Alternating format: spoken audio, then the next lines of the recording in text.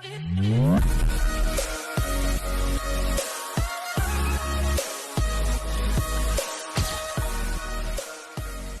देश में नॉलेज तो बहुत है, पर हमें पता ही नहीं होता है कि हम उस नॉलेज को कहाँ और कैसे इस्तेमाल करें। आपको पता ही नहीं है कि आप उस नॉलेज को एक स्ट्रैटेजी की तरह यूज करके अपने जॉब या फिर अपने बिजनेस को सक्सेसफुल बना सकते हैं। इसीलिए हम आपके लिए ये वीडियो लाए हैं ताकि आप नॉलेज मैनेजमेंट के बारे में सही तरीके से सीख पाएं।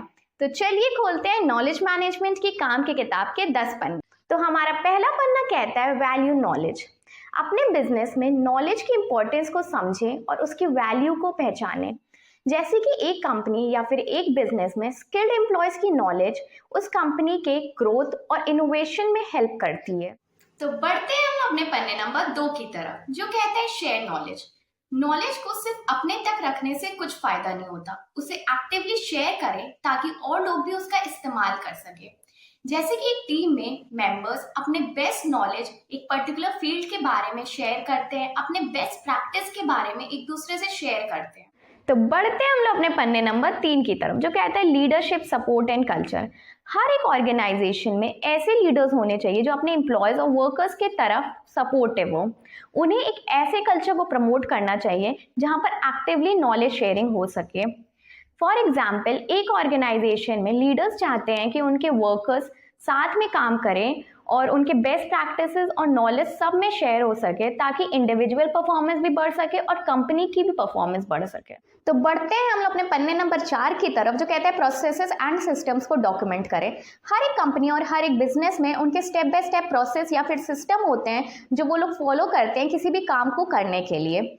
तो हर एक कंपनी और हर एक बिजनेस को अपना प्रोसेस या फिर सिस्टम डॉक्यूमेंट करके रख लेना चाहिए ताकि उनके एम्प्लॉयज या फिर वर्कर्स उसे पढ़कर समझ पाए कि उन्हें काम को कैसे करना है, किन स्टेप्स को उन्हें फॉलो करना है। फॉर एग्जाम्पल, एक कंपनी अपना SOP या फिर स्टैंडर्ड ऑपरेटिंग प्रोसीजर बना के रखती है अपने एम्प्लॉयज या फिर वर्कर्स के लिए ताकि वो लोग ईजिली उसे पढ़कर समझ पाए कि उन्हें काम को कैसे करना है। तो बढ़ते हैं हम लोग अपने पन्ने नंबर 5 की तरफ, जो कहता है कोलैबोरेशन एंड कम्युनिकेशन। कोलैबोरेशन का मतलब होता है कॉमन ग्राउंड्स पर काम करना। कोलैबोरेशन और कम्युनिकेशन को बढ़ाएं ताकि नॉलेज शेयरिंग और नॉलेज एक्सचेंज बढ़ सके। जैसे कि एक ऑर्गेनाइजेशन में team meetings, knowledge sharing sessions और कोलैबोरेटिव टूल्स का इस्तेमाल किया जा सकता है नॉलेज शेयरिंग और नॉलेज एक्सचेंज को बढ़ाने के लिए। तो बढ़ते हैं हम लोग अपने पन्ने नंबर 6 की तरफ, जो कहता है ट्रेनिंग और डेवलपमेंट प्रोग्राम्स। तो किसी भी एम्प्लॉय को जितनी ज़्यादा ट्रेनिंग मिलेगी, जितना ज़्यादा उसमें डेवलपमेंट आएगा, उतना ही एक कंपनी और एक ऑर्गेनाइजेशन के लिए हेल्पफुल होगा। इसीलिए हर एक कंपनी या फिर किसी ऑर्गेनाइजेशन को रेगुलरली या फिर वीकली अपने एम्प्लॉयज़ के लिए ट्रेनिंग सेशंस या फिर वर्कशॉप ऑर्गेनाइज करानी चाहिए ताकि उनके अंदर और स्किल्स डेवलप हो सके। तो बढ़ते हैं हम लोग अपने पन्ने नंबर 7 की तरफ, जो कहता है क्रिएट नॉलेज रेपोजिटरीज।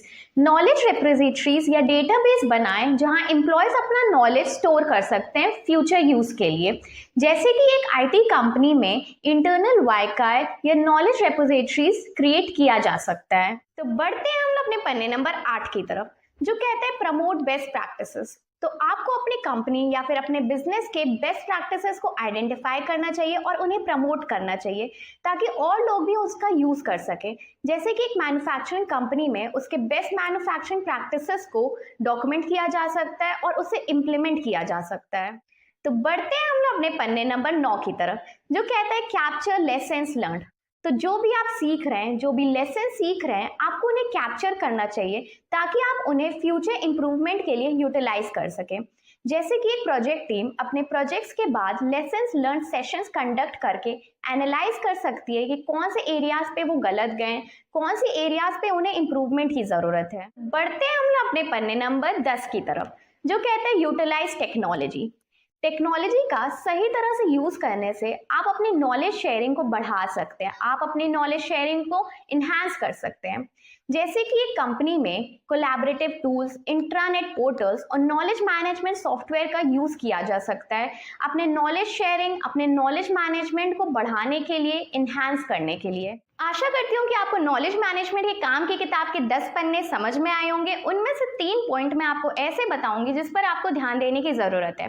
पहला पॉइंट, नॉलेज को आपको एक्टिवली शेयर करना चाहिए और सिर्फ अपने तक नहीं रखना चाहिए। दूसरा पॉइंट, अपनी कंपनी या फिर अपने बिजनेस के बेस्ट प्रैक्टिसेस को आपको ज़्यादा से ज़्यादा बढ़ावा देना चाहिए ताकि और लोग भी उसका इस्तेमाल कर सकें।